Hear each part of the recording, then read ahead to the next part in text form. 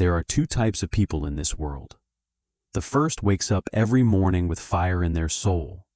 They move through life with purpose, clarity, and unshakable meaning. Every action they take feels connected to something greater. The second? They wake up every day wondering why they even bothered opening their eyes. They scroll through life, numb, empty, searching for something they cannot name. What separates these two people is not luck. It is not talent. It is not even circumstance. It is something the Japanese discovered centuries ago, something so powerful that it transforms ordinary existence into extraordinary living. Something called Ikigai. And if you do not understand Ikigai, you are sleepwalking through the only life you will ever get. Chapter 1. The Two Paths. Let me tell you about two people. Both are 25 years old. Both are talented. Both have potential. But only one will discover their Ikigai. And the difference between their lives will become staggering. Meet David. David was the kind of person everyone expected great things from. Intelligent, capable, full of promise. But David had a problem. He did not know what he was living for. Every morning he dragged himself out of bed, scrolled through his phone for an hour, then went to a job he hated. Not because the job was terrible, but because it meant nothing to him. It was just a paycheck, just a way to survive until the weekend, just another day in an endless cycle of emptiness. David told himself he would figure it out later. He told himself that purpose was something that would just appear one day, like magic. He told himself he had time, but every night when he lay down to sleep, he felt it, that gnawing emptiness, that question that whispered in the darkness. Is this all there is? Years passed. David changed jobs. He made more money. He bought things he did not need. He filled his calendar with distractions. But the emptiness never left, because David never found his Ikigai. He never discovered what he was meant to do. And by the time he turned 40, he realized with crushing clarity that he had wasted the most precious years of his life chasing nothing. Now meet Sarah.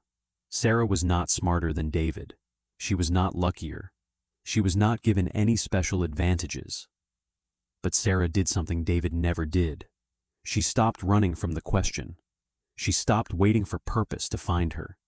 She decided to discover her Ikigai. And everything changed. Sarah began every morning with one simple question. What am I here to do?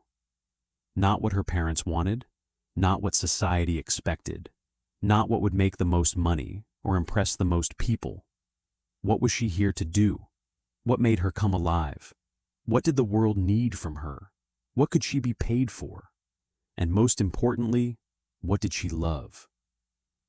These questions terrified her at first, because answering them meant facing the truth. It meant admitting she had been living someone else's life. It meant tearing down everything she thought she was supposed to be. But Sarah did it anyway, because she understood something David never did.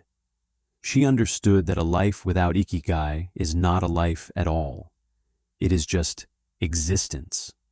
And existence is not enough. Sarah discovered her Ikigai was helping people heal through movement. She loved dance. She was good at teaching. The world needed people who could help others reconnect with their bodies. And yes, she could build a career around it. It was not easy.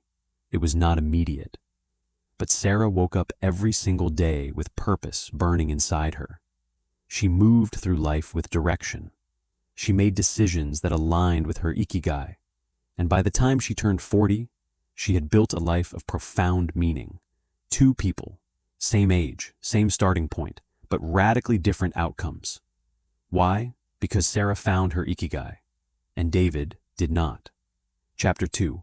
What is Ikigai? Ikigai is a Japanese concept that translates to a reason for being. But that translation does not do it justice. Ikigai is not just a reason. It is the reason. It is the intersection of four profound questions that, when answered honestly, reveal the very purpose of your existence. What do you love? What are you good at? What does the world need? What can you be paid for? Most people spend their entire lives answering only one or two of these questions. They do what they love, but never get paid. They do what they are good at, but hate every second. They chase money, but feel hollow inside. They try to help the world, but burn out because they are working against their nature. But when you find the place where all four of these questions meet, you find Ikigai. You find your purpose. You find the thing that makes waking up feel like a gift instead of a burden. You find the reason you were put on this earth. And here is what the Japanese understood that the modern world has forgotten. Ikigai is not something you stumble upon. It is not a sudden revelation. It is not a moment of clarity that strikes you out of nowhere. Ikigai is something you build. It is something you uncover. It is something you commit to discovering, even when it is hard, even when it is uncomfortable, even when it forces you to change everything. Sarah built her Ikigai, David waited for it, and that is why their lives turned out so differently. Chapter 3. The Four Circles of Ikigai. Let me break this down for you. Ikigai exists at the intersection of four circles, four elements that must come together for you to experience true purpose. Circle 1. What you love. This is your passion. This is what makes time disappear. This is what you would do even if no one paid you, even if no one cared, even if the world told you it was pointless. This is the thing that lights you up from the inside. For Sarah, it was movement. For you, it might be something completely different. But you know what it is. Deep down, you know. Circle 2. What you are good at. This is your skill. This is what you have, developed over time, whether through practice, experience, or natural ability. This is what people come to you for. This is what you do better than most. For Sarah, it was teaching. She had a gift for breaking down complex movements, for making people feel safe, for guiding others. What are you naturally good at? What skill have you cultivated? Be honest. Circle 3. What the world needs. This is your mission. This is the value you bring to others. This is the gap you can fill, the problem you can solve, the need you can meet. For Sarah, the world needed people who could help others reconnect with their bodies in a culture that had become completely disconnected. What does the world need from you? What problem can you solve? What suffering can you ease? Circle 4. What you can be paid for. This is your vocation. This is what makes your purpose sustainable, because you cannot serve the world if you are starving. You cannot fulfill your mission if you are drowning in debt. You cannot live your Ikigai if you cannot survive. For Sarah, she could be paid by teaching classes, running workshops, creating online programs. How can you turn your Ikigai into a livelihood? What will people exchange money for? When these four circles overlap, Ikigai emerges. And when Ikigai emerges, your life transforms. But here's the brutal truth. Most people never even try to find this intersection. They pick one circle and call it enough. They chase what they love, but ignore what the world needs. They chase what they can be paid for, but ignore what they are good at. They build lives that are fractured, incomplete, unsatisfying, and they wonder why they feel so empty. David did this. He picked the fourth circle. He focused only on what he could be paid for. He ignored what he loved. He ignored what he was good at. He ignored what the world needed from him specifically. And he spent decades earning money that bought him nothing but misery. Sarah refused to settle. She demanded all four circles. And that is why she woke up every day with purpose. Chapter 4. The Cost of Living Without Ikigai. Let me be very clear about something. Living without Ikigai is not just unfortunate. It is not just a missed opportunity. It is a slow death. It is waking up every day and pretending that going through the motions is enough. It is numbing yourself with distractions because facing the emptiness is too painful. It is lying to yourself that purpose will come later, that meaning will arrive when you retire, that life will start once you finally have enough money or time or freedom. It will not. David learned this the hard way. By the time he was 40, he had a nice house, a decent car, and a resume full of jobs that meant nothing to him.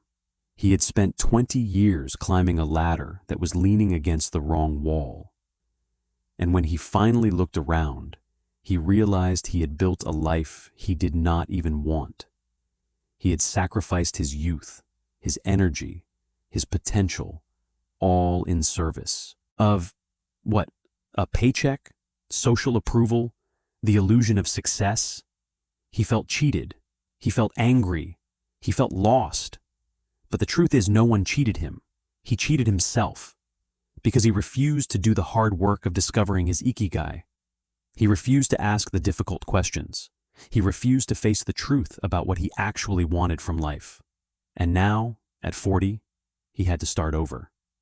Not impossible, but infinitely harder. Because starting a purposeful life at 25 is hard. Starting it at 40 is excruciating. Sarah faced the same choice, but she made a different decision. She chose discomfort in her 20s, so she could live with purpose in her 30s, 40s, 50s, and beyond. She chose the temporary pain of self-discovery over the permanent pain of regret. She chose Ikigai, and the difference in their lives was not subtle. It was everything. Chapter 5. How to find your Ikigai. So how do you find your Ikigai? How do you stop being David and start being Sarah? It starts with 4 questions. 4 brutally honest questions that most people are too afraid to answer. Question 1. What do you love so much that you lose track of time doing it? Not what you think you should love. Not what other people love. What do you love? What activity makes hours feel like minutes? What could you do every day for the rest of your life and never get bored? Write it down. Be specific. Be honest. Question 2. What are you good at? Not what you wish you were good at. Not what you used to be good at. What are you good at right now? What skill do you have that other people recognize? What do people come to you for advice about? What do you do better than most people? Write it down. Do not be humble. Do not downplay your abilities. Own what you are good at. Question 3. What does the world need that you can provide? This is not about saving the world. This is about contributing. What problem can you solve? What need can you meet? What gap exists that you can fill? What are people struggling with that you can help them overcome? Write it down. Think about the pain you can ease, the value you can create, the difference you can make. Question 4. What can you be paid for? What service or product can you offer in exchange for money? What skill can you monetize? What value can you provide that people will pay for? This does not mean becoming a millionaire. This means creating sustainability. Write it down. Be realistic, but also creative. The economy rewards value, and you have value to offer. Now look at those 4 answers. Where do they overlap? Where do your passions meet your skills? Where do your skills meet what the world needs? Where does what the world needs meet what you can be paid for? And, most importantly, where do all 4 intersect? That intersection is your Ikigai. That is your purpose. That is your reason for being. Sarah found hers. David ignored his, and their lives reflected their choices. Chapter 6. Living with Ikigai. Here is what happens when you find your Ikigai. You stop waking up with dread. You stop counting down the hours until the weekend. You stop living for vacation, for retirement, for some distant future when life will finally feel good. Because life feels good right now. Not because everything is perfect. Not because you have no problems.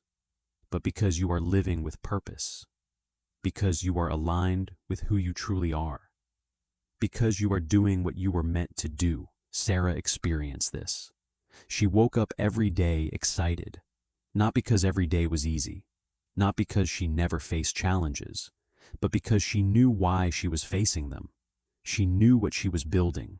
She knew her life had meaning, and that made all the difference. People noticed. They asked her what had changed. They saw the light in her eyes. They felt the energy she brought into every room. They wanted what she had, and what she had was Ikigai. David noticed it too. He saw people like Sarah living with purpose while he drifted through life with none. And it broke something inside him, because he realized he could have had it. He could have chosen differently. He could have done the work, but he did not. And now, at 40, he was starting from scratch. You do not have to be David. You can be Sarah, but only if you choose it. Only if you commit to finding your Ikigai. Only if you refuse to settle for a life without meaning. So here's the question you need to answer right now. Not tomorrow, not next week, not when you have more time. Right now. Are you living with Ikigai? Or are you drifting through life waiting for purpose to find you? Because I promise you, it will not find you. You have to find it. You have to build it.